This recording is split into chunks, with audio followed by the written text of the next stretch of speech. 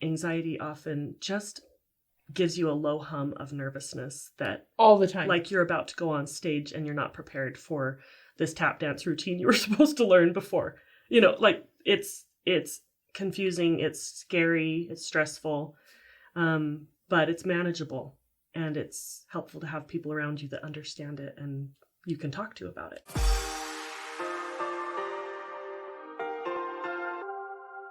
Hello and welcome to The Middle. I'm Gaynalyn Condi, your host, and I am so excited to have my friend Heather Johnson here today.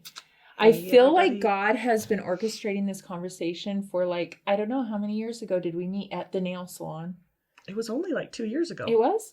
Yeah. I think it was one of those meetings though. Have you ever had that where you meet someone and all of a sudden you're like, I think we've known each other forever. Yes. And the conversation was picking. I think I kind of just was like, hey, your little girl's so cute, but I really want to talk to you. And then 2 minutes later, it was like, blah, blah. And we just Loved it. yes. Loved it. So I'm really grateful though, because that conversation, I didn't know what I know now about you. And that's why I've invited you here, other than you do have amazing nails. Do you want to show her? Right? She's queen. The fill is coming tomorrow, though, so I try to go for as subtle as possible a look, usually. I love it. So we're going to talk about some serious things today, and we want to have this conversation as honestly and openly as we can, because we both feel passionate about it. We've both struggled at various levels with it, and it deals with mental health. And so for you to come and be on the yellow couch. It's so cute. It is so cute. I love the yellow couch. And really try to unpack this, because we don't have answers. This show is not about, okay, I figured it all out. Now I know exactly. I'm going to call Heather and let her teach everyone. Yes. About the solution. Because she knows everything. Right. Yeah, that's not what this show's about. I hope not. No. I hope not. This show is about being in the middle. Right. In what I call one of the biggest wilderness experiences, which is mental health. For you, is it anxiety or depression that you would identify most with as your wilderness experience? I would say that anxiety is the sneaky guy in my life, and depression has been really hard in the past, but it's right now I know its name and I am really hard on it, so it doesn't have as much of an effect on me as I would say anxiety does. When it shows up, what's the way it shows up in your life?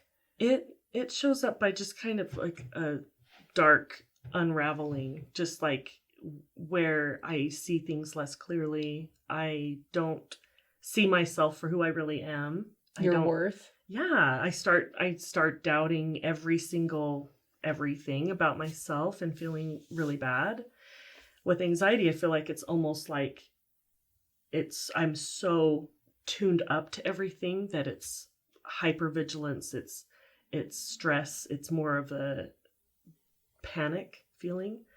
Like an energy? Yes. And I almost feel like anxiety is, I think most people experience it to some degree. Mm-hmm. They just may not realize that's what it is. Right. I wouldn't say mine is extreme. I would definitely say I'm on the mild end of this huge range of frustration and confusion, but I do find that anxiety often just gives you a low hum of nervousness that all the time, like you're about to go on stage and you're not prepared for this tap dance routine you were supposed to learn before.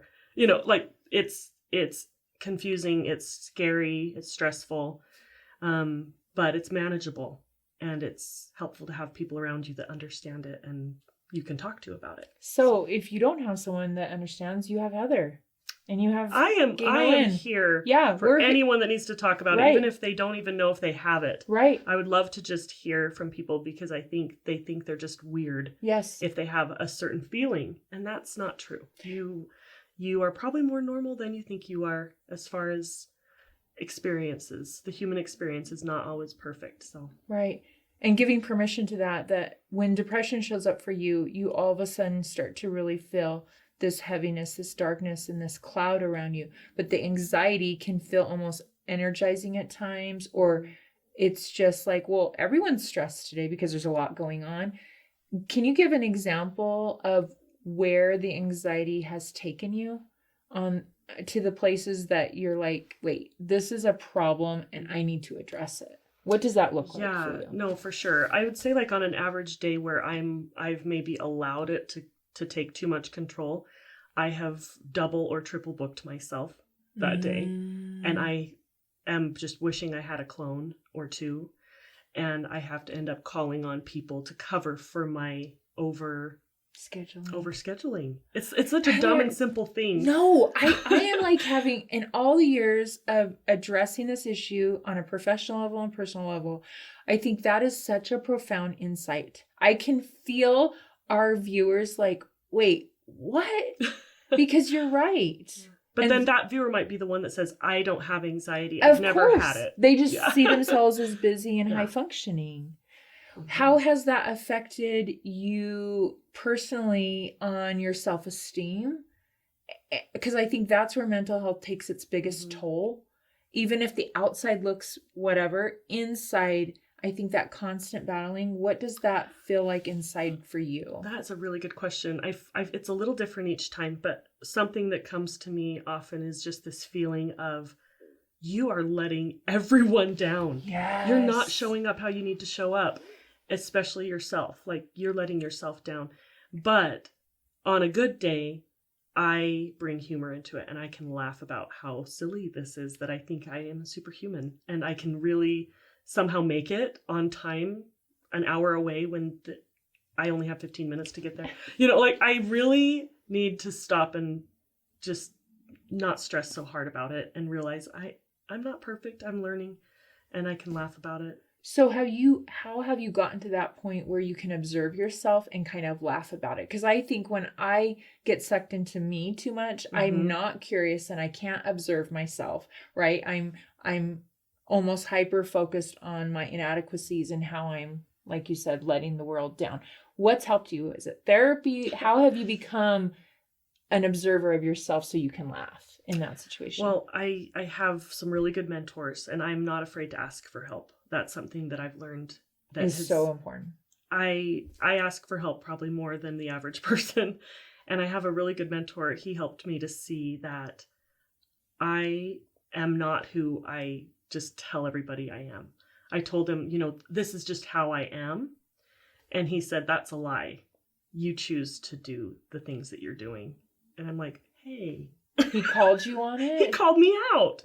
And so he basically was saying, you can't use this excuse of, well, I just have to go overboard when I'm helping someone or I'm helping a client because that's who I am.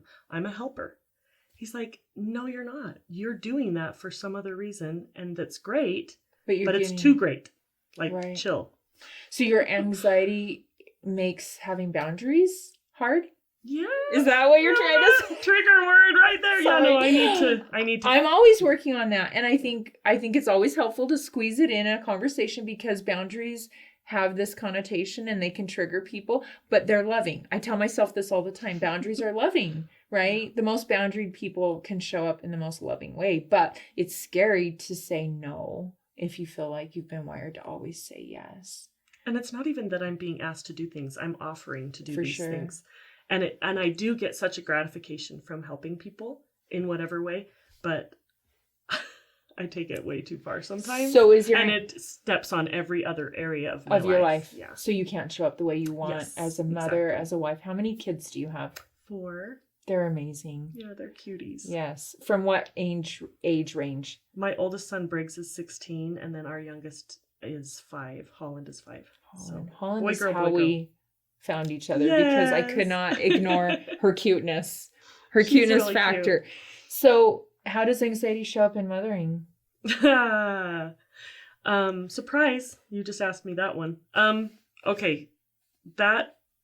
Are we getting honest? This is hard. Okay. This is a hard one because I definitely see the effect of anxiety in my kids. Like my cute little guy, I took him to the arena where the Jazz play yesterday. I saw. So we could pick out stuff, and he was anxious the whole time getting there. He had to use a garbage can to throw up, and because his anxiety is so bad. So he's 10. This is happening for everyone, and so I'm sure there's genetics, but there's the way we are. Both of us, my husband and I, are very we're go-getters. We're Driven. always doing stuff. We're always busy, and I'm sure it has some of those negative effects. So we need to slow down. And to be honest, quarantine and things like that were actually really helpful for our family because we did slow down. It forced us to. And It refocused. It was a good thing for us in that So if way. you're catching this in the future and you don't even know what we're talking about with COVID-19, but I don't know if anyone's going to ever forget it because I feel like everything's going to be modeled on, was this before quarantine or after? And I think you're right. I think for me too, it refocused and helped me ground. And I know you know this, but I'm going to just say this. I think our children come to earth to learn their stuff. And what a great gift that God was like, and I'm going to trust you with a mama who gets it. Oh, I hope so. Gosh, that's the goal for me. But that's the can messiness of living in a family, right? Like how I'm showing up is going to affect the people I live with, and for good or for bad, right? And that's why we learn so much in families. And so you're saying to yourself in those situations when you see your children struggling with some of those same things, what are you saying to yourself about how to help and in support? a way, I'm saying I'm glad I'm here. Yeah. I'm glad I'm here for you. Did you have that as a kid? Not to the extreme that my kids do or that I've had more recently. I would say there's just so much pressure on these kids, and that's some of it's coming from me. I'm not going to say it's all from outside sources. I would say it's me when I'm hard on them when they don't finish something that they said they were going to finish. So we're all learning, but my kids know I apologize and I try. And you give them words for what's going on? Do you talk about your anxiety openly? Yes. Okay. And I think that's helpful because I've talked to people that talk to their 80-year-old parents, and the parents are finally saying, hey, this is what happened in the past. And the kids are like, well, that would have been so helpful to know, to understand. And I think it's a cultural thing that we're changing, hopefully, by having these kinds of conversations. Sure. Well, if anyone's going to change it, it's you and me, because we're a little bit crazy. We are a little bit crazy. And we're giving permission for everyone else to be crazy. Yes. So here on The Middle, we talk about these stories and how we're navigating them, and we're not on the other side of it yet. We're not looking back and saying, oh, wasn't that so interesting when I battled anxiety for this many years and I'm out of it now and I've written a best-selling book and I have all the answers. That's not what we're saying. But we do talk about on this show that these wilderness experiences that we're kind of unpacking, to analogize that to the children of Israel, they got manna every day. They received manna every day to kind of help them through that 40 years of battling through. What is some of the manna that has come into your life to help you address anxiety and depression? Thank you so much. I think that my biggest piece of manna is just affection and love from others, friends. Something we're missing right now, still not able to physically hug a lot of people, but my kids, we have a routine. It's, Mom, can we go snuggle in your bed and watch a show? Mm-hmm. That's our thing every night. And so I have at least my two youngest. Sometimes I can talk my two oldest into it, but we snuggle. Have that physical connection. That is my manna, and being with my husband and being able to have him now listen and understand where I'm at. And that's hard important. Because if your spouse doesn't deal with these same issues, or if they deal with them, but it manifests in a different way, it's complicated. We were talking before we started taping. I have a husband that doesn't deal with anxiety. It doesn't mean he doesn't have stressful days or he deals with stress, because he does. But it's very periodic, and it's very environmentally triggered because there's a deadline at work or something going wrong. And for me, it's not that. For me, it's, I wake up and I feel it waiting on the side of the bed in the morning to say, hey, good morning, I'm still here. And I have seasons where it's better and where it's not. So I love that you say connection and that love from other people is really your manna, because one of the things I've noticed in the work I've done is that that's sometimes the first to go. We isolate from that. We stay away because we don't want anyone to get our depression and anxiety. And so how have you made sure that people are able to love Heather? I haven't figured that out yet, for sure. But I think just risking it, taking a risk, and realizing that I'm not in the frame of mind right now to understand how much I really do need this friend. Yes. I don't know if I understand how much I really do need my son to just come and sit by me. I don't. Yes.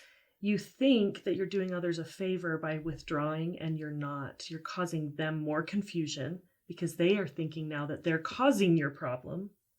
So, a time when I had postpartum depression, I didn't realize I watched the Gilmore Girls like 6 times through. I don't even know what I was doing.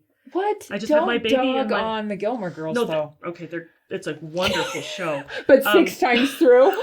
With a child in my arms, Yes, alone, not yes. realizing that was strange to just be in a room alone with my new baby. Yes. But my son would come in and just hug me. He was like 11 at the time. And I thought, what wisdom does he have to know? I didn't say, come and hug me, but he knew I needed that.